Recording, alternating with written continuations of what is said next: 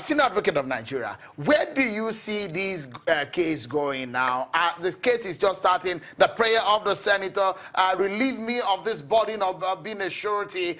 We will close the conversation, but tell us, where do you see this going, and how do you think it could be resolved? Let me quickly say that I largely agree with Oloja, my brother there, my friend there, that the matter is both legal and political, except that the government is taking the political side beyond limits and failing to look at the legal regime. A government such as we have is compartmentalized into 3 departments in accordance with the hallowed doctrine of separation of powers, popularized by Baron de Montesquieu in 1748. The executive, the judiciary, and the legislature.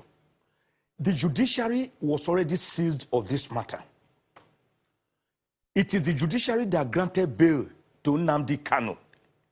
It is the judiciary that attached those conditions, or what IMF we call conditionalities, for the bail to be effective. Now, assuming that Nnamdi Kanu has breached every single material particular of those bails, what is the answer? The answer is again through the judicial process. And the federal government has already done the right thing through its lawyers that filed a motion before the same judge, the same Justice Bintanyako, to say, my lord, Nnamdi Kanu has breached these bail conditions. Right. He has spoken to more than 10 people. He has held rallies. He has granted interviews, which you said he should not do. All right, Therefore, we want this bail revoked.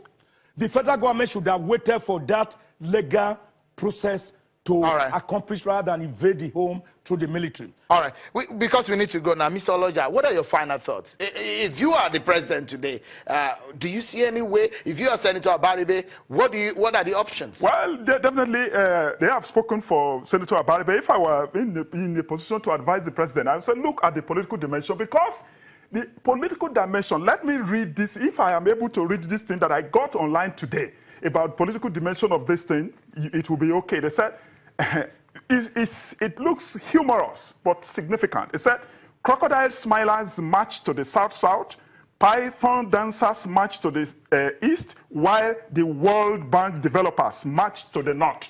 It's a political statement.